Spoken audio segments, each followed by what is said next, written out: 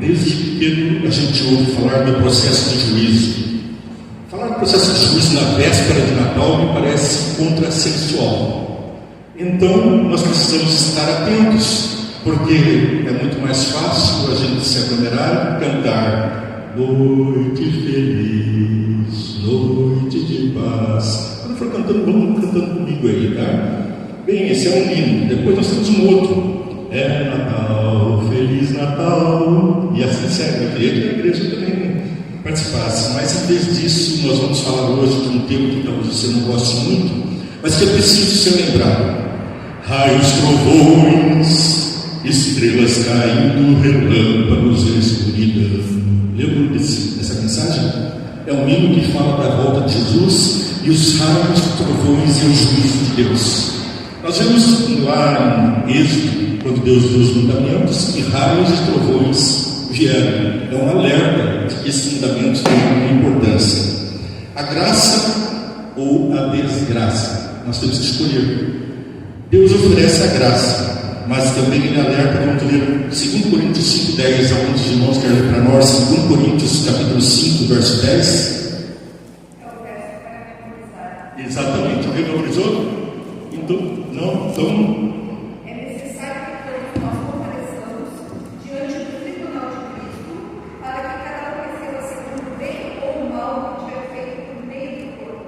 parece que Paulo está desafiando todo o conhecimento que existe hoje sobre graça. Hoje nós falamos do amor de Deus, noite feliz, é Natal, Jesus nasceu, a graça está entre nós, Emanuel, Deus conosco, né? Que é a tradução da palavra Emanuel, Deus conosco, e tudo é festa.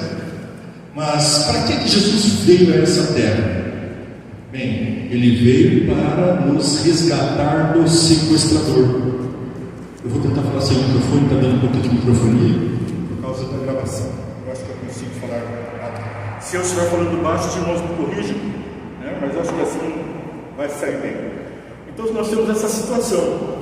Fomos sequestrados por Satanás lá no Jardim do Éden e agora precisamos ser resgatados do poder do maligno. Ele nos acusa de Deus dia e noite, como fez com Jó. Jó estava vivendo uma vida boa aqui na terra, abençoada por Deus, e daí ele faz o quê? Ele traz uma acusação contra Deus e contra Jó. Assim, Satanás lá no céu começou uma guerra nos céus, acusando Deus. E ao acusar Deus, ele também atinge com aquilo que é feito à imagem e semelhança de Deus.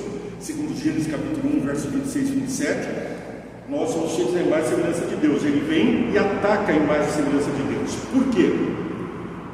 Bem, Apocalipse e Ezequiel dizem que ele se exaltou, se enalteceu, o orgulho fez com que ele quisesse ser igual a Deus ou até muito superior a Deus. Agora ele vem atacar aquilo que é a imagem e semelhança de Deus. Destrói aqui o que era perfeito, porque Deus já no Éden disse: este é bom, no primeiro dia a luz é boa, os animais são bons, as plantas são boas, mas quando ele cria o homem e põe no jardim do Éden, ele diz: este é muito bom. Não era apenas bom, era muito bom. Mas depois disso entra o pecado e a terra produziu cardos e abrolhos, a mulher passou a ter dores no parto, as consequências do pecado. Portanto, Deus quer regenerar o homem à sua imagem e semelhança. Para isso ele deu então os mandamentos para a nossa proteção. Não matarás, não mate a você, não adulterarás, não mentirás, não roubarás, honra teu pai e tua mãe para que te prolongue teus dias na terra que o Senhor teu Deus te dá, não cobiçarás. Isso tudo é uma proteção mútua do relacionamento do homem para com o homem. Nós estamos protegidos por esses mandamentos e protegemos aos outros ao obedecer esse mandamento. E nos primeiros 4 nós temos então a forma de nos mantermos ligados à fonte da vida, a Deus sobre todas as coisas, não tomar o nome de Deus em vão, lembrar do dia do sábado para santificar e não terá ídolos diante de ti. Então nós, obedecendo os mandamentos, estamos protegidos de estarmos próximos à árvore do conhecimento do mal, do poder de Satanás. Com essa introdução, nós precisamos entender que todos nós passaremos por um julgamento. Bem, se todos nós passaremos por um julgamento, é preciso saber que Deus, em sua perfeita onisciência, conhece o antes, o agora e o depois, e Ele sabe todas as coisas. Então, para que Ele precisa de um julgamento? Ele poderia transformar os pecadores e transformar os genes desses pecadores que foram modificados com o pecado, novamente com o gene oriundo de Adão e de Eva perfeitos, nós não experimentaríamos mais morte nem nada, e separaria. Caim, você já começou matando, você fora. Abel, ressuscita aí e você vai ficar bem. Mas aí nós teríamos de novo acusação contra Deus, né? Um Deus tirano que extirpou e o problema do julgamento, portanto, não é para Deus, é para as criaturas de Deus. A lição fala dos santos que estão espalhados pelo universo. A nossa Bíblia muitas vezes se refere a anjos, quando está se referindo também aos seres de outros mundos. Ela fala anjos e muitas vezes a gente percebe pelo contexto que é todos os seres criados nos outros mundos, que não caíram em pecado. Por isso anjos são aqueles que estão a serviço de Deus, portadores de mensagem. E você é um anjo, portador de mensagem do bem ou do mal. Nós todos vamos portar a mensagem do diabo para a perdição, ou a mensagem de Deus para a salvação e redenção e resgate dos outros. Cristão age como Cristo, resgatando. Bom, o juízo final. Alguém quer fazer algum comentário sobre a lição de sábado?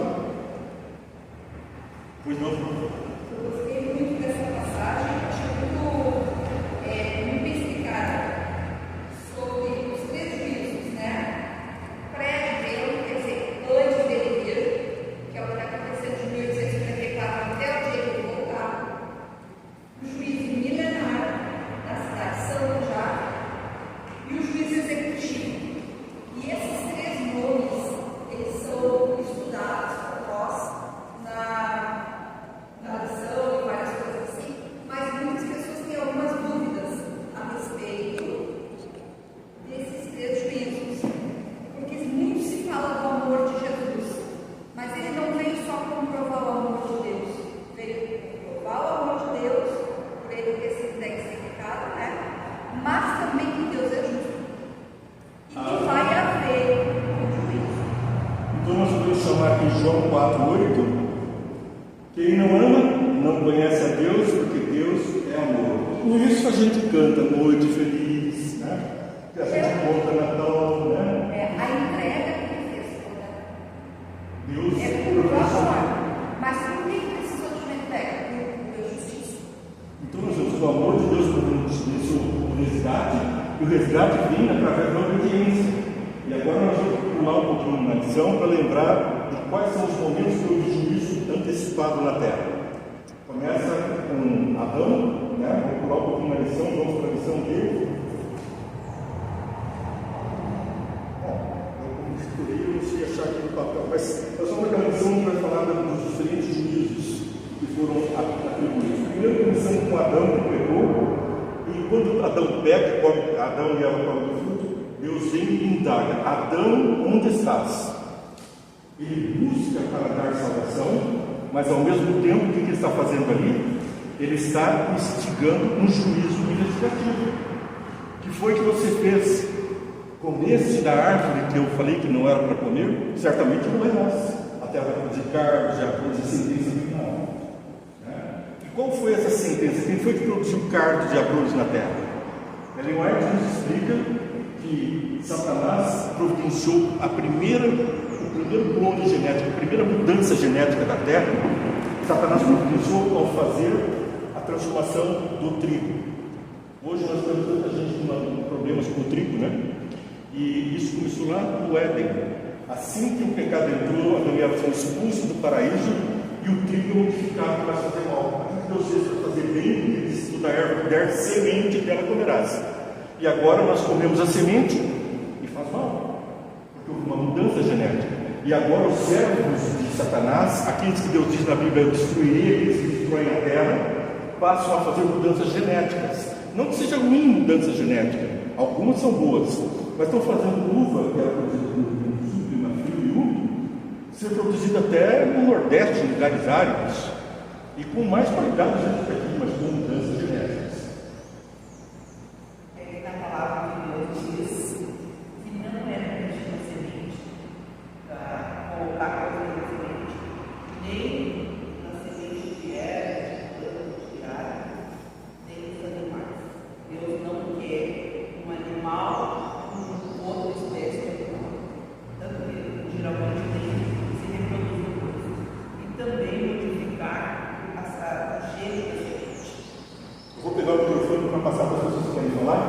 irmã falou é de extrema sabedoria e importância.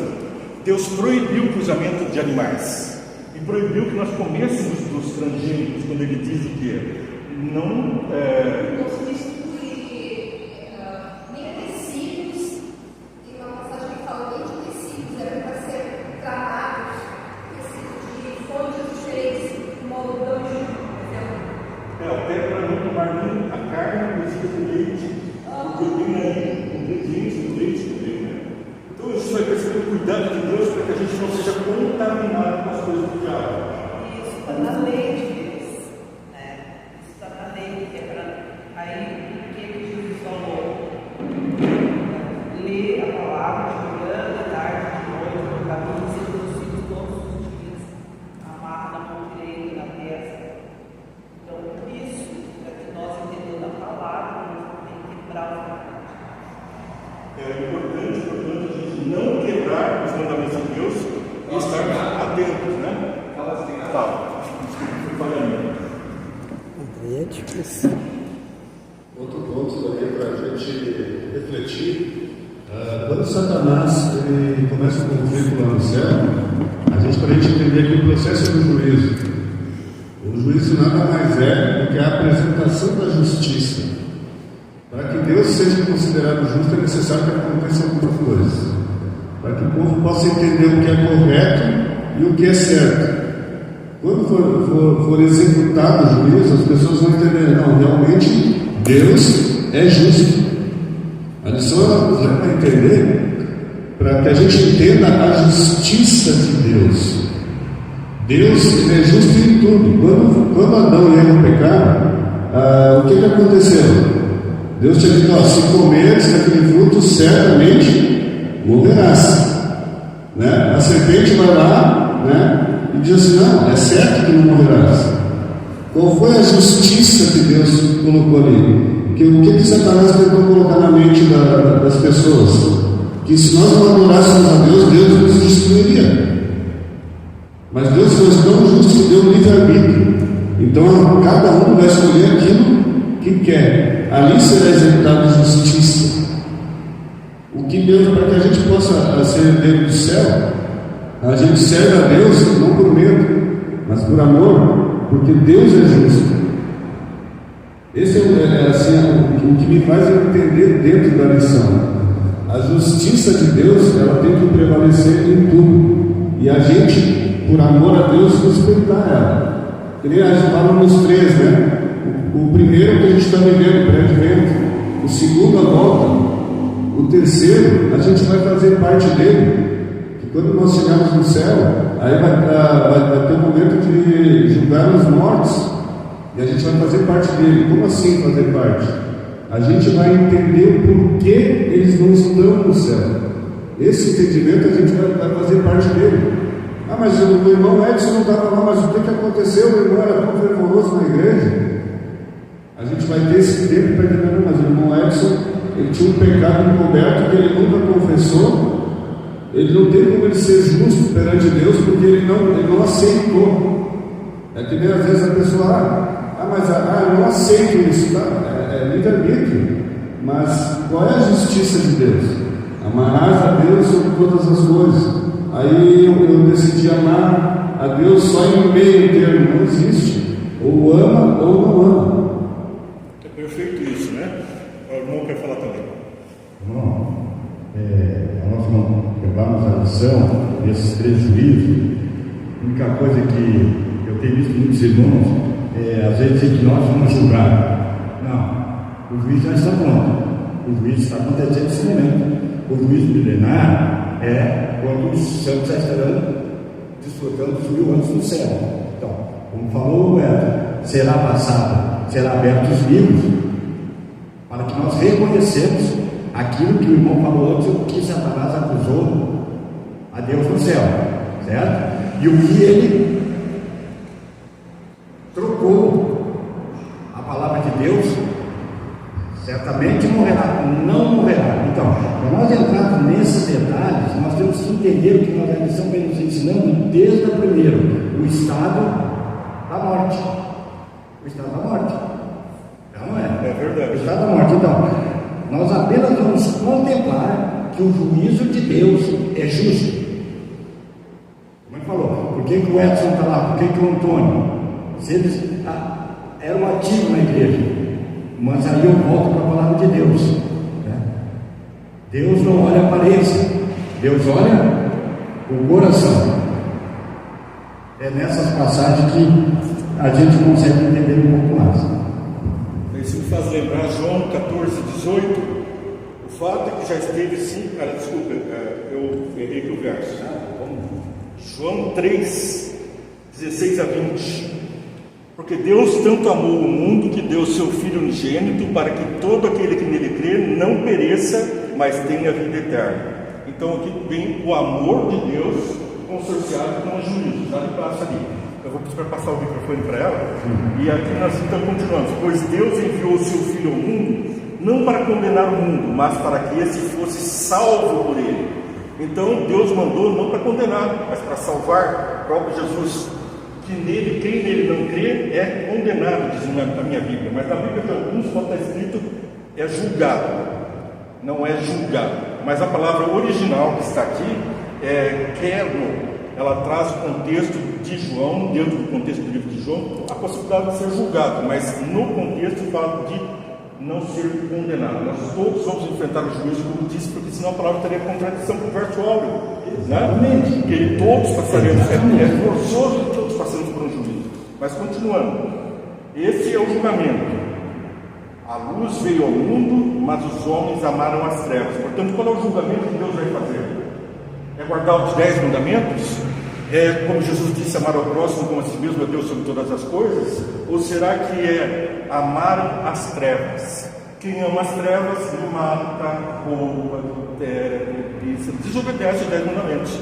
É uma consequência uma coisa da outra. Ama as trevas, permanece nas trevas quando não ser percebido. Quem pratica o mal odeia a luz e não se aproxima da luz, temendo que suas obras sejam manifestas. Mas as nossas obras vão ser manifestas. Eu vou roubar só um minutinho para poder concluir esse assunto do julgamento, que é importante para quem está assistindo. Nós temos um momento que começou em 1844, o julgamento começou com o julgamento dos mortos. Bons e maus estão passando no tribunal celeste.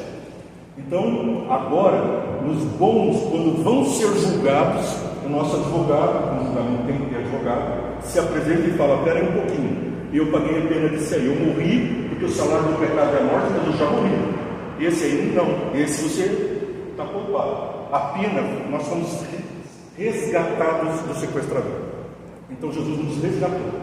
Nós não passamos pelo julgamento, porque quando Satanás vai nos acusar no tribunal celeste, não, a minha veste, a veste do cordeiro prometida lá para Adão e Eva, para substituir a veste de folhas, a nudez do pecado, a veste que foi dada para o filho pródigo, que veio sujo dos porcos, e o pai coloca o manto, é a veste da justiça de Jesus Cristo que nos é imputada, é colocada sobre nós.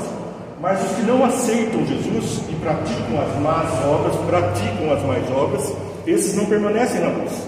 E então eles estão à mercê das trevas, vão ser condenados.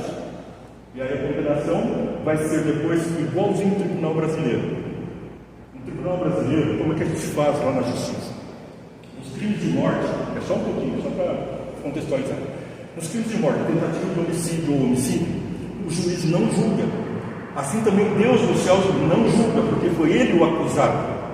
Satanás acusou a Deus e a partir daí surgiu o mal. Então Deus não julga. A Bíblia fala que Deus é ninguém julga. Isso que perturbar para entender. Então Deus não julga. Quem que vai julgar? É o nosso advogado. Ele vai estar julgando. Então nós estamos bem na parada, se estivermos como o nosso advogado. Então aqui na Terra, como é que funciona aqui no Brasil?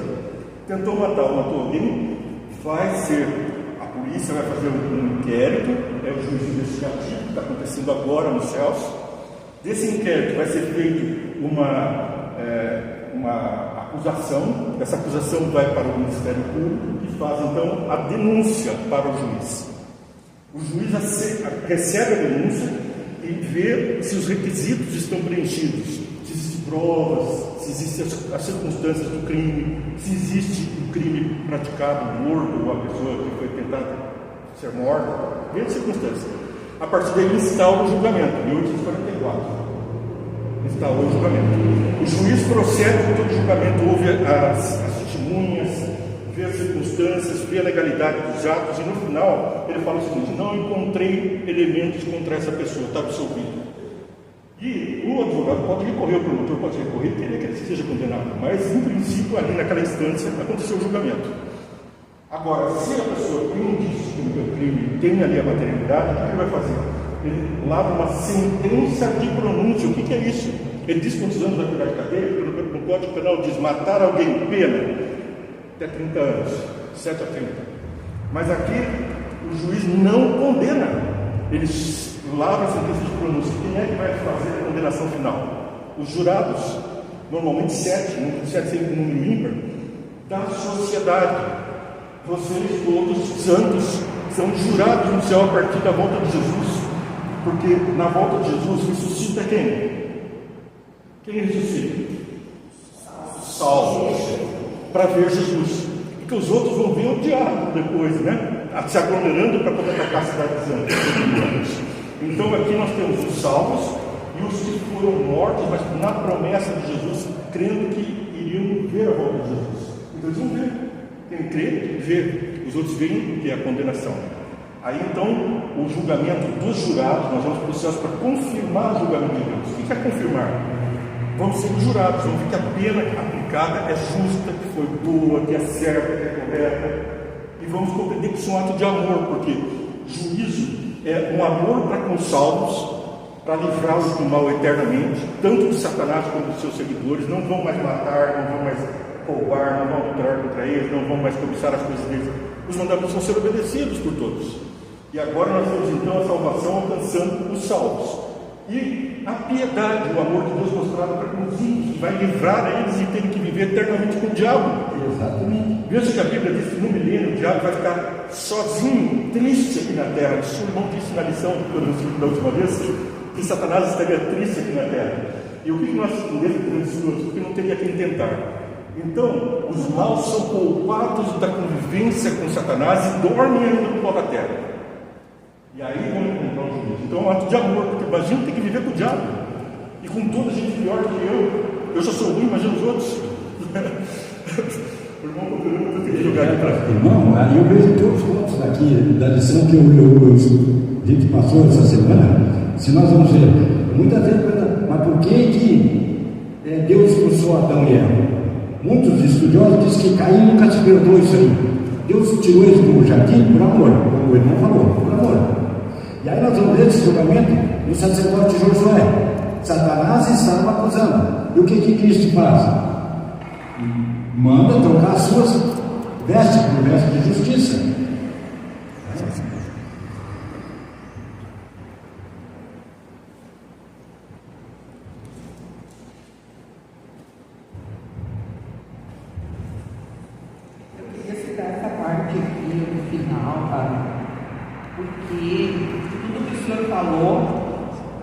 Em relação à justiça de Deus, ao juízo, fala nos Salmos que a base do trono de Deus é justiça, e que Ele é amor. Então, cada um deve receber o que merece, quer, pelo seu livre arbítrio. E eu achei muito interessante isso aqui, porque nós somos salvos pela graça. Mesmo que nós tenhamos pecado, se arrepender, nós somos salvos pela graça e justificados pela fé. Sem fé é impossível agradar a Deus. Então, pela fé, eu sou justificado, porque eu me arrependi. Eu criei naquele que veio para morrer no lugar e sou salvo. E a base de julgados pelas nossas obras. Por que nós somos julgados pelas nossas obras? Porque se eu aceitei Jesus como meu Salvador, as minhas obras têm que ser diferentes. Eu tenho que ser parecido com Ele.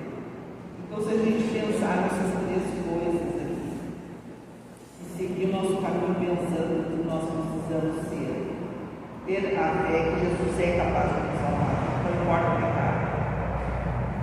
E que pela fé dele eu sou justificado. E as minhas minhas obras são diferentes, eu quero fazer o que é certo. E isso não quer dizer que de vez em quando vai errar. Porque Paulo mesmo falou: o que eu quero fazer, eu não faço, o que eu não quero, eu faço. Porque Deus utiliza uma coisa que me faz errar. Mas nós temos que ter fé que Jesus vai chegar aqui, vai nos transformar. Então, a gente entendendo isso, aí a gente consegue andar mais livre, com mais esperança, mais fé. É importante que ele falou ao constatar o seguinte: se confessarmos nossos pecados, ele é fiel e justo para nos perdoar. Ela falou o seguinte: que nós não passamos pela morte, os que estiverem vivos. Por quê? O salário do pecado é a morte, mas se Jesus perdoou, ele não perdoou, ele pagou, ele morreu. Pode acontecer uma coisa pior com uma pessoa que morreu? Eu vou matar você, vou esquartejar. Eu vejo esses crimes anunciados: ele matou, esquartejou, queimou. Morreu, está morto. Cortar, esquartejar, não sei o quê. Eu, por exemplo, se morrer, quero que meus órgãos sirvam de algum proveito para alguém, né? Agora, o que vão fazer comigo depois é pó, e ao pó tornará, né? Agora, se Jesus morreu, a pior pena possível, não tem como ter uma pena pior do que a morte. Então, o pecador, se o salário do pecado é a morte, Jesus morreu, eu estou livre. Se confessar os pecados e deixar os pecados, né? Porque só falta Jesus vir aqui salvar um assassino. Agora eu vou para o céu e vou matar os outros lá. Tem cabimento? Não dá para fazer. Até que horas vai acontecer? Eu gostaria de colocar um link na lição. Não aparece, não está dentro aqui, mas a gente consegue. Qual é o critério que é colocado para o juiz? É interessante que o Apocalipse ele diz assim: os que guardam os mandamentos de Deus e têm a fé em Jesus, né? Abraão, ele é considerado o pai da fé. Por quê? Deus chegou para Abraão e disse assim: sai do meio da tua parentela, né, da tua terra, e vai para o lugar onde eu vou te enviar. Abraão não sabia para onde ia ir. E é difícil a gente sair do meio dos nossos para ir para um lugar que a gente não conhece. Ele foi por quê? Porque ele creu em Deus, na promessa que Deus fez. O que no dia do juízo vai acontecer? Mas o Edson cometeu tal pecado. Jesus não. Eu morri por ele porque ele creu no meu sacrifício, e através do meu sacrifício ele decidiu andar uma vida comigo. A salvação é pela graça, pela fé e pelas obras. Não adianta nada entender a graça de Cristo, ter a fé e isso não gerar obras. Mas a salvação é por obras? Não é por obras. É por todo vamos dizer assim, é um conjunto. E essas três coisas têm que fazer parte para que a gente possa chegar no dia do juízo, a gente não ser condenado. Se nós não cremos no sacrifício de Jesus, de forma alguma a gente vai conseguir entrar no céu. Até porque Jesus diz: eu sou o caminho, a verdade e a vida, e ninguém vem ao Pai senão por mim, né? Isso que eu gostaria de acrescentar dentro da lição. Isso que o senhor falou agora, eu recebi ontem do pastor Alberto Tim, que é o autor da nossa lição, desse manual que nós estudamos. Ele é meu amigo no Facebook. Ele mandou um quadrinho que resume exatamente o que o senhor falou. Ele diz assim: somos salvos pela graça. Eu compartilhei no Facebook, quem quiser ver lá.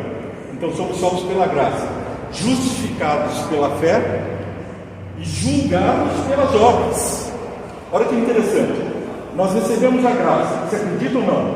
Se você não acredita, você continua na vida de pecado. Agora, se você acredita no amor de Deus por você, nós somos transformados pelo amor de Cristo, como diz a palavra de Deus. Amém, aleluia. Repete aí, irmão, foi lindo que o senhor falou. O que nós temos então? A transformação pelo amor. Recebemos a graça, mas quem não acredita, quem não tem fé, não pode ser justificado, porque ele nem acredita na graça, ele vai continuar no pecado. Agora nós temos uma outra situação. Somos justificados pelas obras. Então, vamos ser julgados pelas obras. Então, se nós recebemos a graça, fomos justificados, não pode mais continuar no pecado, porque senão vamos ser julgados pelas obras. Ou seja, Jesus disse, pelos seus frutos os conhecereis. Então, se nós produzimos maus frutos, na parábola diz que vai ser cortado e lançado no fogo. Não tem dó no fogo. Só para concluir esse pensamento, aproveitando o meu chulhão, porque quero concluir a parte de quarta, se bem que eu estou saltando, pode voltar e poder mostrar a próxima da lição é marcante. Nós falamos do julgamento do jardim do Éden, pensando no julgamento do dilúvio. Noé obedeceu, pregou por 120 anos, a graça estava ali, o barco estava ali, estava tudo ali. Alguém se salvou ali da família de Noé? Não. Alguém construiu um outro barco? Não. Quem foi que obedeceu? Noé construiu a arca, não foi barato. Imagina que alguns mega empresários construíram uma réplica da arca, mega empresários gastaram milhões, essa arca está por aí passeando por mundo em exposições. Então tem um juízo pelas obras. Depois nós temos então, depois do dilúvio, a destruição de Sodoma e Gomorra. O anjo só pegou pela mão para lançar. Sai dessa terra agora, porque vai ser destruída. Deixa eu ficar por aqui, na redondeza. Tá, então se via ali na montanha, ali, salvou até uma cidade inteira. Salvou uma cidade inteira. Salvou 3 cidades da vizinhança. Né? Então, mas a mulher de Ló olhou para trás, mas estava salvo instantaneamente, o juízo instantâneo de Deus. A morte de Ananias e Safira, a morte do primogênito do Egito, são exemplos de juízo de Deus que vão se repetir agora no final. São alertas para nós. É o juízo executivo. O que é isso? O juízo executivo, está falando do direito brasileiro, o tribunal do júri dá a sentença, e aí vem o quê? A execução da sentença, a execução da pena. Ah, pegou 10 anos de cadeia. A polícia vai lá levar para a cadeia e se executa a pena, fica 10 anos. No caso do juízo de Deus, vai ser livre no universo do diabo e dos seus seguidores. Quem quer ir, vai. Quem quer entrar na arca, entra. Quem não quiser, fica ali no mar. Quem quer seguir para fora do Egito, segue. Quem quer ficar no Egito, fica. Deus é o Deus da liberdade. Ao contrário do Satanás falou lá no Éden, que toda árvore não é para comer. Não, só da árvore que ele provocou, né? Provocou. Mas a irmã vai falar.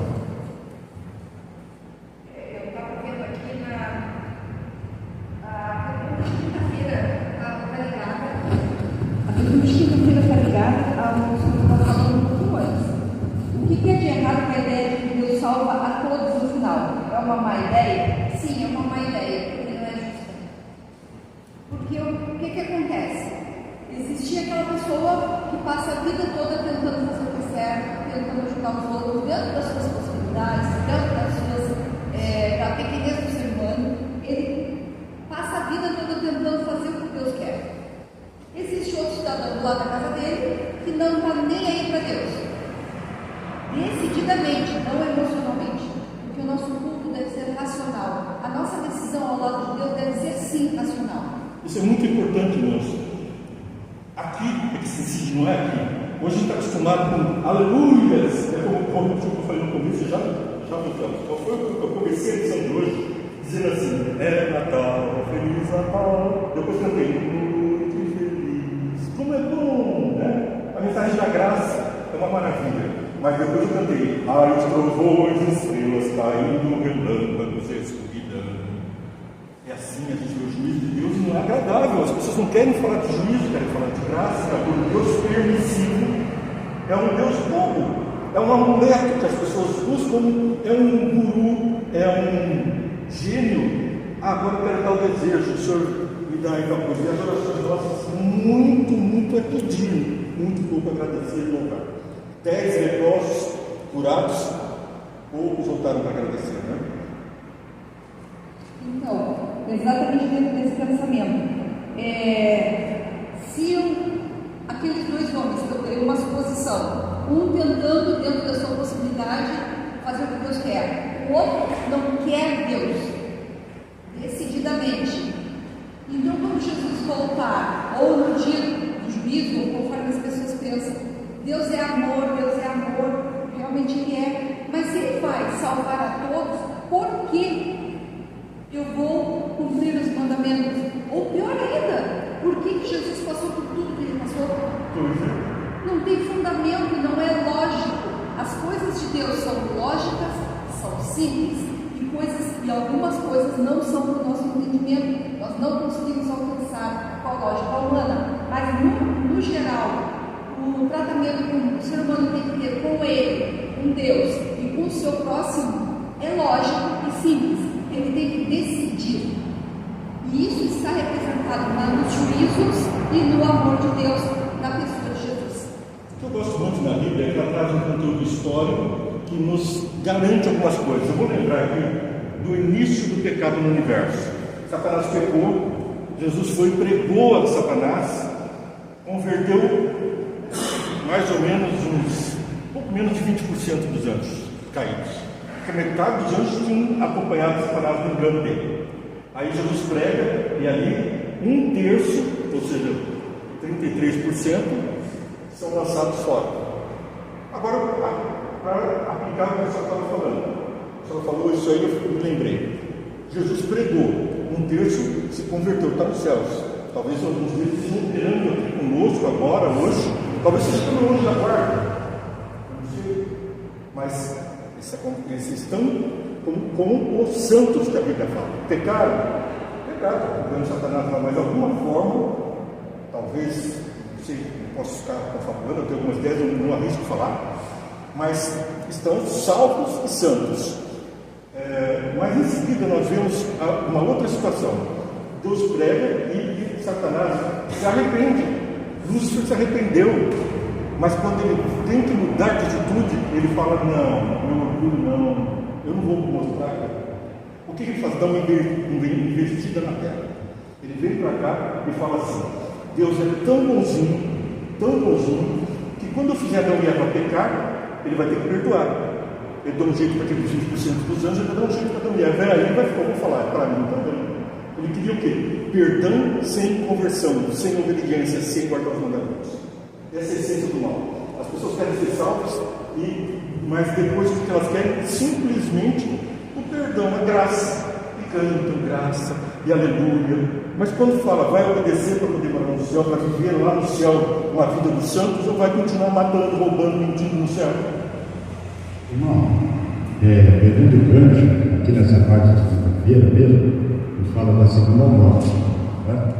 O irmão aqui colocou para nós que quando Satanás faz a rebelião no céu, metade, uma vontade alegórica, metade aceitaram e metade não. Quando Cristo faz o apelo, houve o arrependimento, mas eles foram tentados a seguir Satanás. Tentação não é pecado. Não é pecado. Por que Satanás teve que ser expulso com as 33%, a terça parte? Por quê? Porque quando Satanás tenta eles com o argumento que Deus não é justo, eles aceitam o argumento, então declara-se o pecado e não voltaram para trás. Aqueles que foram tentados ao ouvir a voz de Cristo, que a Bíblia, o Espírito de Profecia todos dizem, ouvir a voz de Cristo, eles que arrependeram-se. Porque eu não sou salvo porque eu faço ou deixo de fazer. Nós não somos. Nós somos salvos quando nós aceitamos a Cristo. Vocês dois aqui colocaram na lição de que eu sou salvo pela graça, ok? Eu sou justificado pela fé e sou o quê? Julgado. Por quê? Pelas obras. Então é uma coisa que é muito bonita essa lição, esse trimestre todo, nos traz assim, entre a gente na igreja, a gente aprende muito mais do que a gente estudar sozinho. E esse é o preparo para quando nós estivermos no céu, ou quando descer a Nova Jerusalém. Para a gente saber o que? Aceitar Cristo e andar em obediência por amor. Por amor. Para mim, o que baseia a lição, né? Exatamente. O irmão ao lado para falar. Opa! Continuando o link ali do irmão Antônio, a parte de sexta-feira diz assim: no dia do juízo final, toda pessoa que se perder compreenderá a natureza da sua rejeição, da verdade, a a cruz será apresentada e seu real significado será visto por todo aquele que foi cegado pela transgressão. A palavra de Deus diz que naquele dia haverá choro e ranger de dentes. Na época, quando Noé entrou na arca e começou a chover, o que aconteceu lá? Houve choro e ranger de dentes. Por quê? Noé pregou tanto para mim e eu não aceitei, agora é verdade tudo aquilo. Muitas pessoas, né, as pessoas que estão assistindo ali, vão pensar assim: não, mas isso aí não é verdade. É bom a gente refletir sobre isso. Se a palavra de Deus diz que naquele dia vai haver, a gente tem que pensar, a gente tem que refletir. Existe juízo? Existe.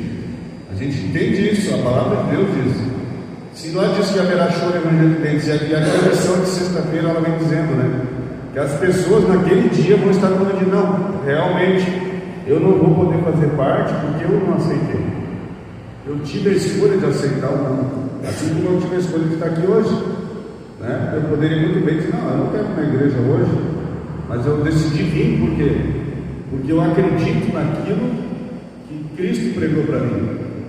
Então é necessário que a gente reflita bastante sobre isso. A gente está falando: haverá juízo, tá, mas a gente tem que olhar também o outro lado, que é aqueles que não vão aceitar. O que vai acontecer com eles? Qual vai ser o propósito? Então, de Gênesis 6 até 8, pegando o gancho do irmão, nós vimos o dilúvio. O que aconteceu com Satanás no dilúvio? A irmã quer falar também. O que aconteceu com Satanás no dilúvio? Diz Ellen White que ele temeu pela própria vida, ele estava achando que ele estava sofrendo já condenação. Por quê? Ele não lê a Bíblia direito. O que ali está guardado vai ser depois do milênio.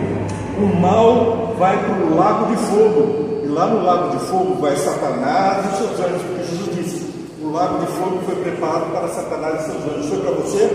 Foi para mim? Foi para o pecador?